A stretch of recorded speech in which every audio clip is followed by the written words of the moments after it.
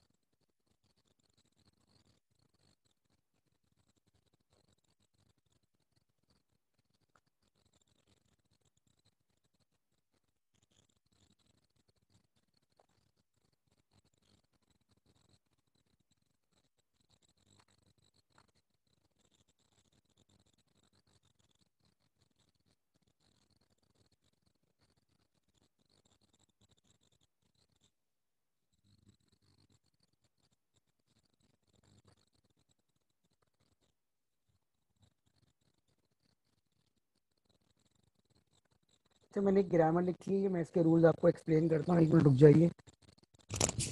कोई simple rules हैं, लेकिन मैं जरा एक चीज़ थोड़ी सी ऐड कर दूँ कि यहाँ पर लिखा हुआ है भूल,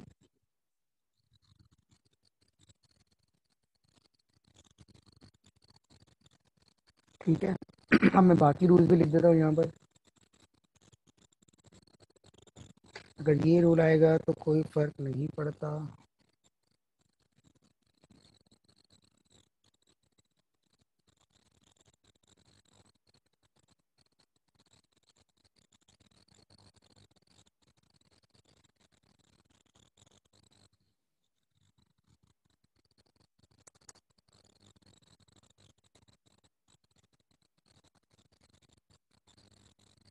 ये स्लाइड बेसिकली जो हम काम कर रहे हैं, ये बेसिकली ये काम है कि आप टाइप चेकिंग कैसे कर सकते हैं सिंटेक्स डायरेक्टेड टिल के जरिए। टाइप चेकिंग का मतलब क्या होता है, मैं आपको एक्सप्लेन करता हूँ। हम सिर्फ दो टाइप्स ले रहे हैं, एक इंटीजर और एक बूलियन। बाकी भी अगर डिफरेंट टाइप्स है तो आप उसको बना सकते हैं, लेकिन टाइप चेकिंग का आइडिया क्या है वो समझ लें पहले।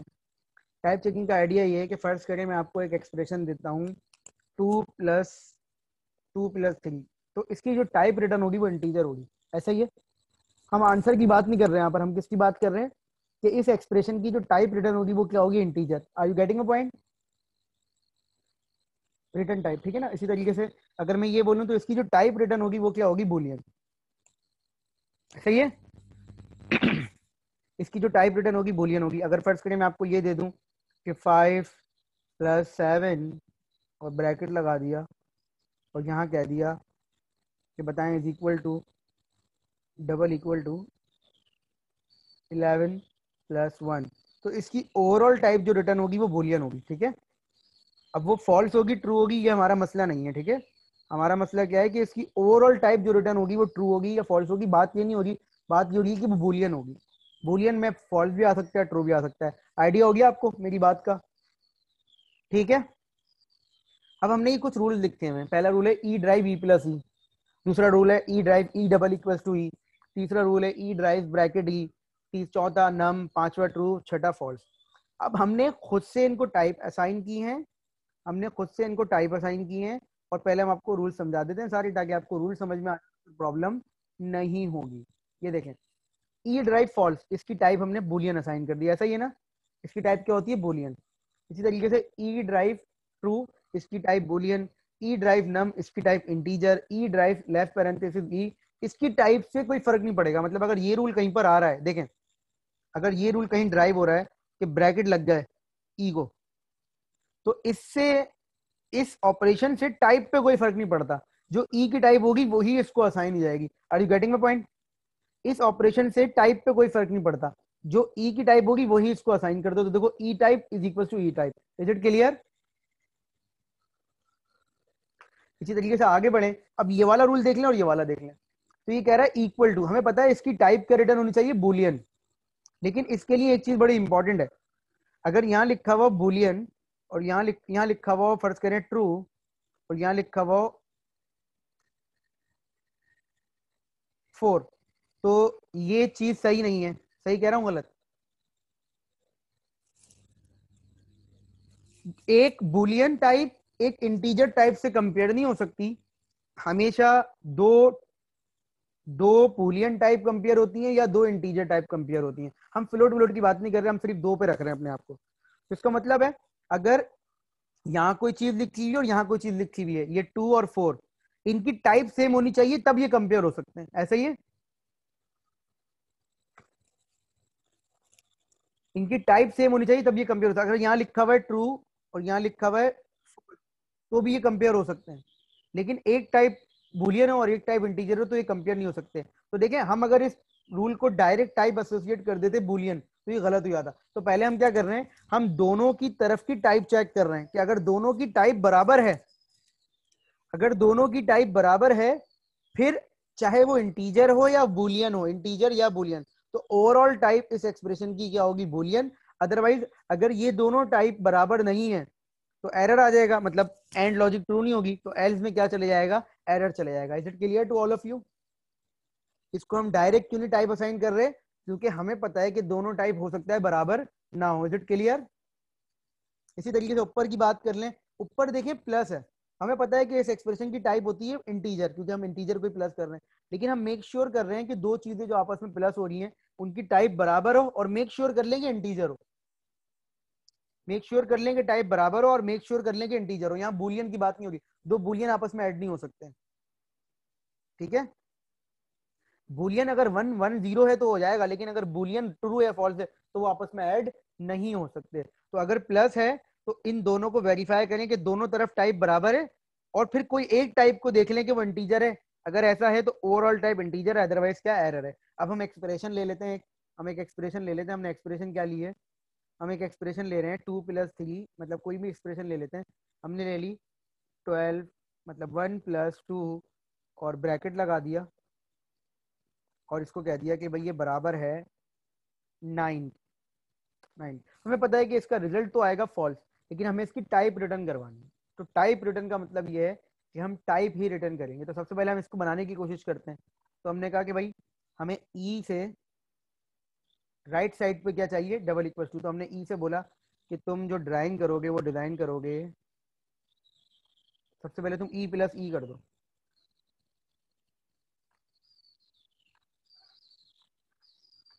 तो हमने कहा कि भाई यहाँ पर ई आ गया, तो क्या करें? आपके ख्याल में सबसे पहले कौन सा रूल अप्लाई करना चाहिए? इक्वल टू का करना चाहिए या E plus E? Equal to का कर लेते हैं, क्योंकि लेफ्ट हैंड साइड पे ब्रैकेट भी है। अगर ब्रैकेट एक दफा खोले, प्लस को ब्रैकेट के अंदर करके खोलना है, प्लस को ब्रैकेट के अंदर करके खोलना है, और ब्रैकेट वाला रूल फोर्थ है। अगर एक दफा ई को ब्रैकेट में पैक कर दिया तो फिर बाहर आपको इक्वल टू नहीं मिलेगा। ये खोल लिया। अब इस ई से हम ये ले लेंगे। तो इस ई से बोला कि आप जो है अपने आप को ब्रैकेट में पैक कर दें।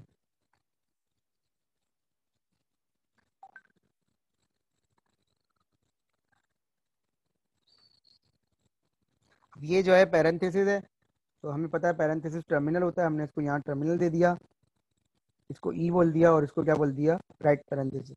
तो कहते हैं ई जो है वो पैकेट बंद हो गया। अब हमें पता है कि हम इस ई से क्या ले सकते हैं, ई प्लस ई।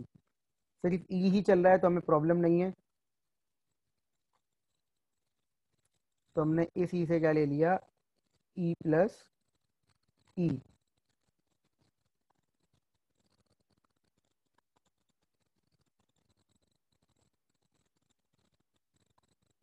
ठीक है सर, हमने इसी से क्या ले लिया, ई प्लस ई। और अब ई से नम ले लें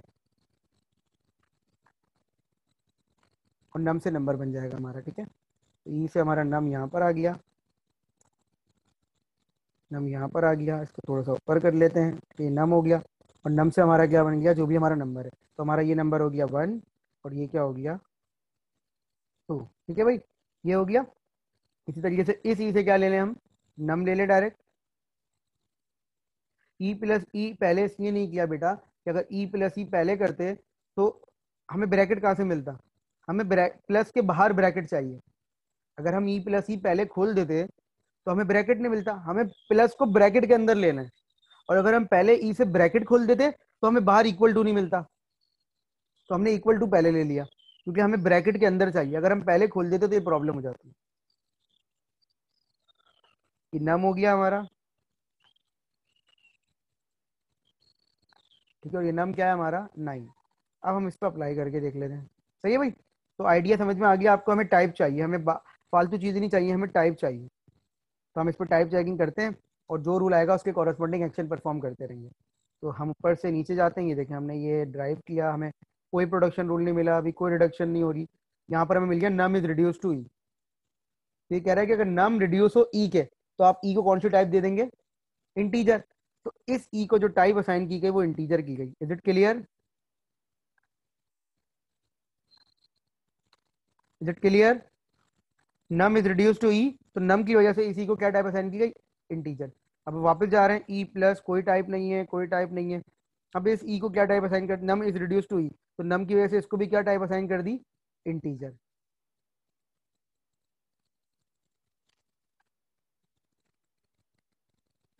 ठीक है सर, दो इंटीजर हो गए। अब ऊपर चलते हैं, अब गौर से देखिएगा, ब्रैकेट के अंदर हूं मैं, तो ब्रैकेट के अंदर E plus E is reduce to E हो रहा है, E plus E is reduce to E, तो इसका मतलब फर्स्ट रूल चेक करेंगे, E plus E is reduce to E हो रहा है, तो फर्स्ट रूल चेक करते हैं, क्या ई टाइप और ई टाइप बराबर हैं, क्या ये दोनों टाइप बराबर हैं, क्या ये दोनों टाइप बराबर हैं। और अगर ये बराबर हैं तो क्या कोई एक टाइप इंटीजर है, जब बराबर है तो कोई एक चेक कर लो। तो चूंकि ये इंटीजर है तो इस एक्सप्रेशन की ओवरऑल टाइप क्या हो गई, इंटीजर हो गई, तो इस ई को भी मैंने इंटीजर असाइन कर दिया। इज इट क्लियर, क्योंकि दोनों टाइप बराबर थी, कोई और एक टाइप इंटीजर थी, तो हमने ओवरऑल ई को क्या असाइन कर दिया, इंटीजर। अब वापस बाहर आए, तो ये जो रूल है ये है left parenthesis E right parenthesis, left parenthesis E right parenthesis. तो left parenthesis E right parenthesis reduce to E, तो ये कौन सा रूल है, ये वाला। तो ये कह रहा है ई की टाइप पे कोई फर्क नहीं पड़ेगा, जो नीचे थी वो ऊपर दे दो। ये भी क्या हो गई बेटा, इंटीजर हो गई। यहां तक समझ में आ गया,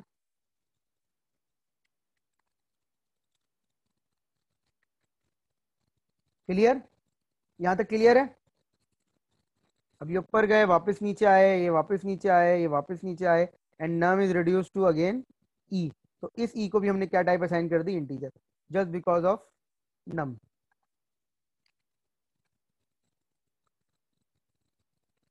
अच्छा जी, अब आप फर्स्ट रूल आ गया कि E double equal to E, तो E double equal to E, first second rule गए, सेकंड रूल ने कहा कि अगर दोनों की टाइप बराबर है, अगर सेकंड रूल अप्लाई हो रहा है और दोनों की टाइप बराबर है, तो क्या टाइप इंटीजर या बुलियन में से कोई है, अगर है तो ओवरऑल ई को टाइप आप असाइन कर दें बुलियन, क्योंकि सेकंड रूल है। सेकंड रूल कब ट्रू होता है, जब इक्वल्स टू आता है। तो ओवरऑल टाइप क्या आ गई हमारे पास, आंसर की बुलियन आ गई। Is it clear to all of you. तो हम टाइप चेकिंग भी कर सकते हैं। ठीक है, टाइप या तो इंटीजर है या बुलियन है, तो ओवरऑल टाइप क्या होगी, बुलियन। क्योंकि जब दोनों बराबर हैं तो कोई एक भी चेक कर लोगे तो आपके पास प्रॉब्लम नहीं होगी। तो ओवरऑल टाइप की आपकी क्या आ गई, बुलियन आ गई। आपको समझ में आया, आइडिया समझ में आया क्वेश्चन का, कि आप टाइप चेकिंग किस तरीके से कर सकते हैं। Is it clear to all of you.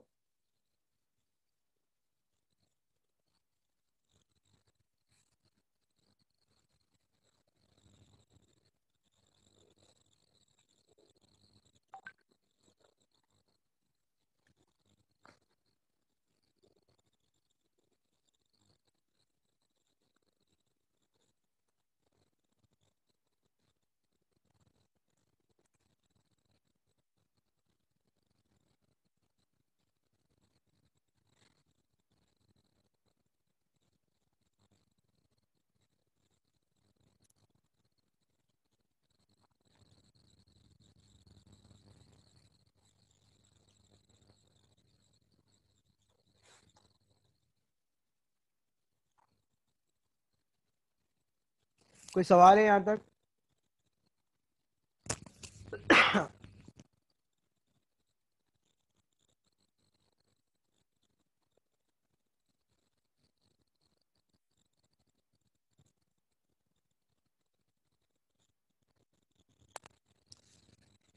अच्छा जी, ये बस यही होता है कि आप जो हैं बस आप पास्ट की बना देते हैं और सिमेंटिक एक्शन परफॉर्म करके आप चीज़ों को जनरेट कर देते हैं। अच्छा जी, एक आखिरी जो हमारा टॉपिक होगा इस क्लास में, लास्ट क्लास में, वो होगा थोड़ा सा आपको आइडिया देना है सिंबल टेबल मैनेजर क्या होता है। अगर आप रिकॉल करें थोड़ा सा, तो आपको बताया गया था शुरू की क्लासेस में कि सिंबल टेबल मैनेजर भी एक कोई चीज़ होती है, और एक और चीज़ होती है थ्री एड्रेस कोड। हाँ, ये वाला टॉपिक बड़ा आसान है। देखें, ये सारे फेजेस थे। हम डेफिनेटली, मैं आपको लास्ट क्लास में आइडिया दे दूंगा कि इंटरमीडिएट कोड जनरेशन कैसे होती है, लेकिन इंपॉर्टेंट चीज़ है ना इसमें यही है। तो हम यहीं तक पहुंच पाते हैं क्योंकि कोर्स बड़ा लेंदी है, और कोर्स आउटलाइन में भी यहीं तक। हम आपको आखिरी क्लास में आइडिया दे देंगे भाई आईआर जनरेशन क्या होती है, इंटरमीडिएट कोड जनरेशन कैसे होती है। मतलब इंटरमीडिएट कोड जनरेशन किसी भी फॉर्म में हो सकती है। जब आप यहाँ तक पहुंच जाते हैं तो थ्री एड्रेस कोड होता है। थ्री एड्रेस कोड क्या होता है मैं आपको एक्सप्लेन करूंगा कि हर लाइन के कोड को थ्री एड्रेस में लिखना है। थ्री एड्रेस का मतलब है तीन से ज्यादा नहीं होंगे, तो फिर वो कन्वर्जन आसान हो जाती है। यहाँ पर ना एक चीज मैंने आपको शुरू में बताई थी, एक चीज होती है वो कहलाती है symbol table manager. Symbol table manager वो एक डेटा स्ट्रक्चर होता है, ये मैं आपको नेक्स्ट क्लास में बताऊंगा। सिंबल टेबल मैनेजर क्या होता है? डेटा स्ट्रक्चर होता है। वो तमाम के साथ कनेक्ट होता है, तमाम के साथ, मतलब इस पेज के साथ भी, इस पेज के साथ भी, इस पेज के साथ भी, इस पेज के साथ भी, इस पेज के साथ भी, और सबके साथ इसी तरीके से। एक और चीज होती है एरर हैंडलिंग। तो वो एरर हैंडलिंग क्या होती है कि भाई वो डिपेंड करता है कि आप किस तरीके से कर रहे हैं। तो एरर हैंडलिंग भी सबके। सिंबल टेबल मैनेजर क्या होता है कि जब आप जिस फेज पे भी होते हैं, तो जिन चीजों के साथ आप काम कर रहे होते हैं उन वेरिएबल्स का, सिंबल्स का रिकॉर्ड मेंटेन करना कि ए की वैल्यू क्या है। समटाइम्स क्या होता है कि आपके स्कोप के अंदर कोई एक ए डिफाइन होता है, उस स्कोप से बाहर एक और ए डिफाइन होता है।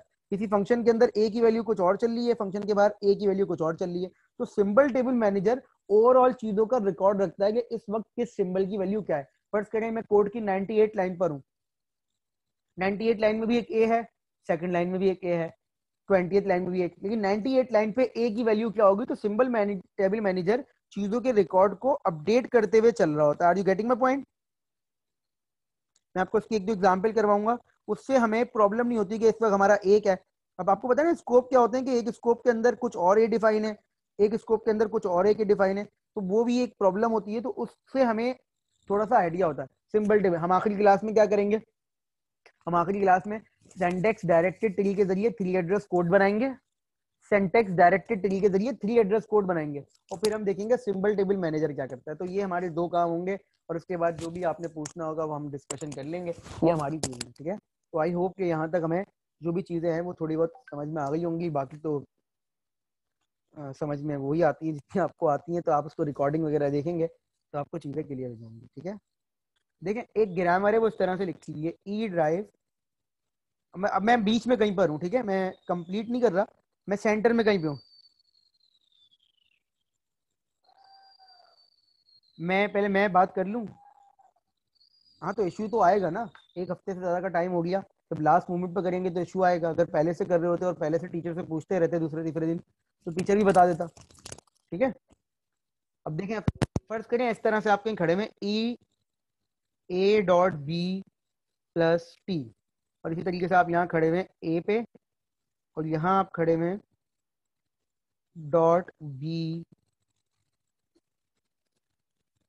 सी डी, ठीक है? अब अगर मैं इसको बॉक्स में पैक करूं और आपसे पूछूं, तो यहाँ पर देखें, गौर से देखिएगा, जो चीज़ आप पूछना चाह रहे हैं वो मैं आपको समझा देता हूँ। ये देखें, इस ब्लॉक में और भी ट्रांजिशन हो रही होंगी। सपोज करें कि भाई और ट्रांजिशन है, मैं एक और स्टेटस लिख देता हूँ यहाँ पर कि भाई बी जो है वो सी डॉट डी ऐसे कुछ काम कर रहा है, ठीक है? तो अगर मैं इसको बॉक्स में पैक करूं, तो जो आइडिया आपको चाहिए वो मैं दे रहा हूं कि इस बॉक्स से दो तीन शिफ्टिंग हो रही है। एक शिफ्टिंग हो रही है कैपिटल बी, दो शिफ्टिंग हो रही है कैपिटल बी की, और एक शिफ्टिंग हो रही है स्मॉल ए की। सही है? सही कह रहा हूँ गलत? सही कह रहा हूँ गलत? और यहाँ पर हो रही है स्मॉल ए की। तो देखें स्मॉल ए की शिफ्टिंग तो आप कर ही लेंगे, जो भी डी काम कर रहा हो आप करवा देंगे, लेकिन यहाँ पर जब कैपिटल बी की शिफ्टिंग होगी तो अगर एक ब्लॉक से एक से ज्यादा लोग शिफ्टिंग कर रहे हैं सेम, तो वो एक ही ब्लॉक में जाएंगे। मतलब हमारी क्लासरूम से निकल के 5 लोग स्मॉल बी पे शिफ्टिंग कर रहे हैं, तो वो जिस रूम में जाएंगे वो सेम होगा। तो अगर मैं इसको करके दिखाऊं तो देखें A B dot plus T हो गया, क्योंकि डॉट के राइट पे प्लस है, तो ब्रैकेट ब्रैकेट से कोई मसला नहीं है बेटा, ब्रैकेट एक टर्मिनल है, अगर ब्रैकेट आ रहा है तो आप उससे परेशान नहीं हो। ये हो गया। अब जैसे ही शिफ्टिंग हुई, क्या मजीद कोई चीज ड्राइव हो सकती है यहाँ पर? क्या मजीद कोई चीज ड्राइव हो सकती है डॉट के इधर है? अगर फर्ज करें यहाँ लिखा होता, फर्ज करें टी लिखा होता, तो आप पहले टी को ड्राइव करते, आप पहले टी को ड्राइव करते, ये सारे मामला खुद खत्म करते हैं आप, ठीक है, ये सारे मामला खत्म हो गए। जब ये इसका पूरा ग्रुप खत्म हो गया, पहले वाले की वजह से जो भी इफेक्ट आ रहा था वो खत्म हो गया, अब आप दूसरे बी को शिफ्ट करवाएंगे। दूसरा बी क्या कह रहा है? A drive B dot C D. अब आप सी को ड्राइव करवाएंगे, जो भी मामला आते हैं वो आप कर लेंगे, ठीक है। तो ये इस तरीके से काम होता है। ये मैंने एक क्लास में, मतलब उस क्लास में बताया भी था, शायद आपने मेरी बात सुनी नहीं। मैंने ये बात बोली थी, लेकिन शायद इस तरीके से डिटेल में नहीं बोली होगी, क्योंकि मैंने बोली जरूर थी कि अगर एक ब्लॉक से एक ही शिफ्टिंग एक से ज्यादा जगह पे हो रही हो तो एक ही ब्लॉक में जाएगी। Is it clear? Is it clear? ठीक है। तो ये मैंने समझाने की कोशिश की है। अब डेफिनेटली आपके असाइनमेंट में है चीजें, सॉल्यूशन तो आपको मिल ही जाएगा, लेकिन पहले सब सबमिट तो कर दें। सबमिट जब करेंगे उसके बाद ही तो सॉल्यूशन मिलेगा। नहीं, अलग अलग ब्लॉक बना दिए तो प्रॉब्लम हो जाएगी सर, क्योंकि अलग अलग ब्लॉक में फिर आप, अगर फर्ज करें आप अलग अलग ब्लॉक बना दें तो देखिए प्रॉब्लम क्या होगी। मैं प्रॉब्लम समझा देता हूँ आपको। ये आपने अलग ब्लॉक बना दिया, ये आपने अलग ब्लॉक बना दिया, ऐसा ही है। अब ये आपने अलग अलग ब्लॉक बना दिया, हाँ, स्टेट मल्टीपल हो जाएंगी। अब इस कॉमन सेंस यहाँ पर मेरे ख्याल से थोड़ा सा अगर हम यूज कर लें तो ये देखें 3 और ये 4 हो गया, ऐसा होना नहीं चाहिए। अब ये देखें आपने स्टेट बनाई, आपने कहा सर 0 से बिल्कुल आएगा, 0 से आपने बोला सर कैपिटल बी, अब 0 कैपिटल बी पे 3 पे भी जा रहा है और 4 पे भी जा रहा है। यही प्रॉब्लम आ गई, यही प्रॉब्लम आ गई, यही प्रॉब्लम आ गई आपकी। नहीं, शिफ्ट शिफ्ट कॉन्फ्लिक्ट नहीं भी आएगा, लेकिन प्रॉब्लम आ जाएगी। जो सा भी कॉन्फ्लिक्ट आ रहा है कि प्रॉब्लम हो जाएगी। तो मेरे हिसाब से आइडिया समझ में आ गया होगा आपको, ठीक है बेटा।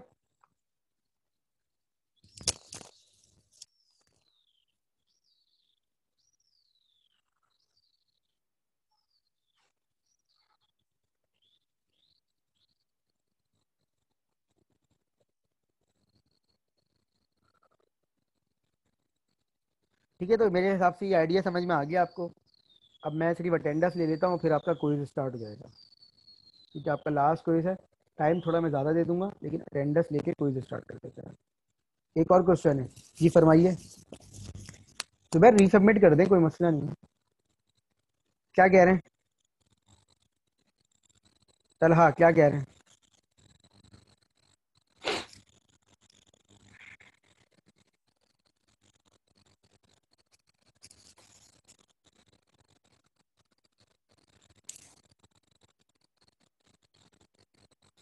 करता हूँ।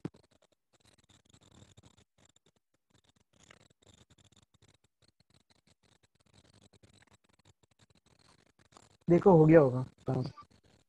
सर एक और प्रॉब्लम ये आ रही थी कि अगर एक स्टेट पे खड़े हुए हैं और वहां पे एक रूल एंड हो गया है, लेकिन उसके दूसरा, जैसे बी आपने कहा ना, अब वो हम बी के डॉट एंड में चला गया, उसके आगे वो ड्राइव नहीं हो सकता, शिफ्ट नहीं हो सकता उसका डॉट, लेकिन उसका अगेन एक और रूल है जिसमें वो आगे शिफ्ट हो सकता है। तो अगर उसको टेबल में फिल कर रहे होंगे तो रूल को कैसे एडजस्ट करेंगे उस जगह पे? बता रहा हूँ, इब्राहिम कुछ कह रहे हैं? ऐसा कॉन्फ्लिक्ट तो है। हाँ इब्राहिम, समझ गया और इस बात को मैं आपको एक और हाँ बोलो सर, बोलो बेटा। एक और सवाल, एक और सवाल ये है कि जितने हमारे पास, अगर एक ग्रामर में 4 रूल है, तो जब टेबल फिल करेंगे उन 4 रूल का टेबल में फिल होना लाजमी है, या कुछ रूल स्किप भी कर सकते, मतलब जी, ऐसा नहीं पॉसिबल है नहीं कि नहीं, हमारे? नहीं नहीं, सब रूल आने चाहिए आपके कैनोनिकल कलेक्शन में। जब तक कैनोनिकल कलेक्शन कंप्लीट नहीं होता, जब तक तमाम रूल्स में डॉट राइट पे ना पहुंचे।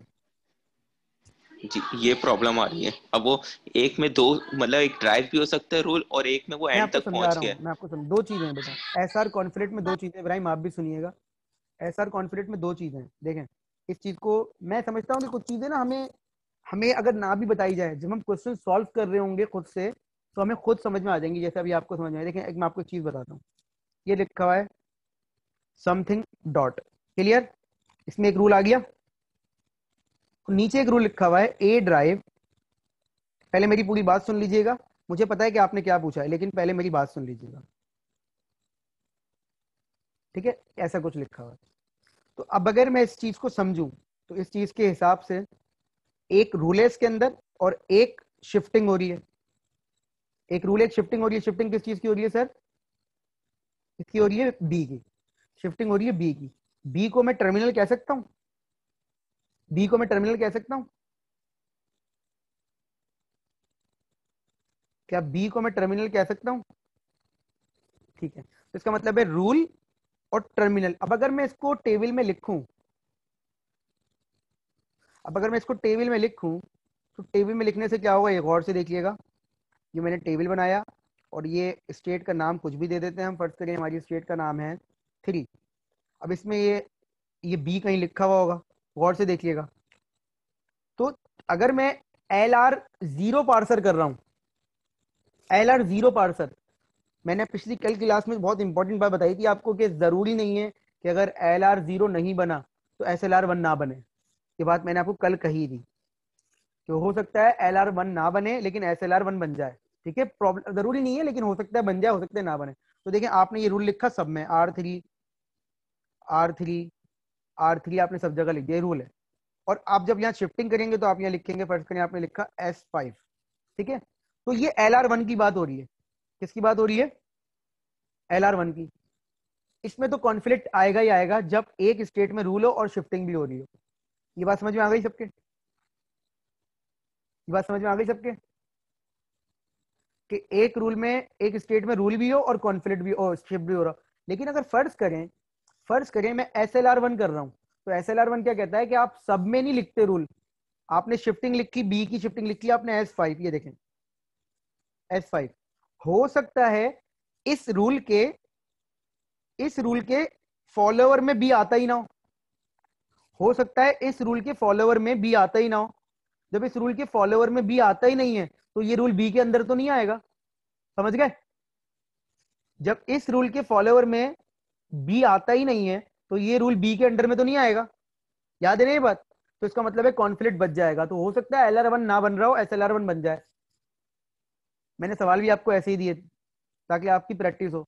एक बात तो ये हो गई। दूसरी बात और आखिरी बात, इसी चीज को रखते हैं, इसी चीज को यहां पर रखते हैं और ये चीज हटा देते हैं यहां से, और यहां लिख देते हैं कैपिटल बी, और यहां लिख देते हैं इसकी जगह पर कैपिटल। SLR में भी कॉन्फ्लिक्ट हो सकता है, बिल्कुल हो सकता है। मैं ये नहीं कह रहा कि हमेशा बनेगा SLR1। देखिए अपने पास दिमाग में एक बात याद रख लें, अगर SLR1 बन गया है तो LR बन गया है तो SLR बनेगा। अगर LR नहीं बना तो इट में भी पॉसिबल कि SLR बन जाए और SLR ना बने, तो चेक तो करना पड़ेगा। अच्छा मेरी बात पहले कंप्लीट होने दें। अब देखें ये चीज है, तो मैं यहां पर बी लिखूंगा।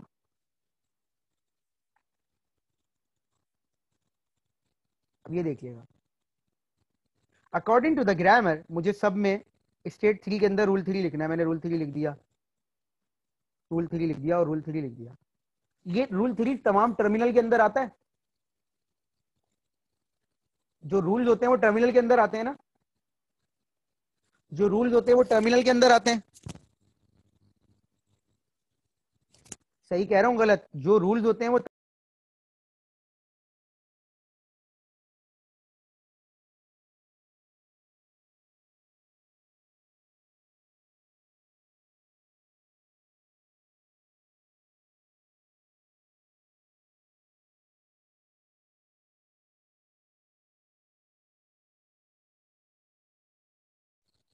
आवाज आ रही है?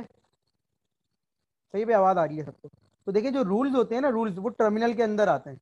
अब अगर कुछ ऐसी सूरत हाल है ना, तो उसमें आपका LR भी बन सकता है। मतलब क्या सूरत हाल है, ये देखें। ये मैंने लिखा ए ड्राइव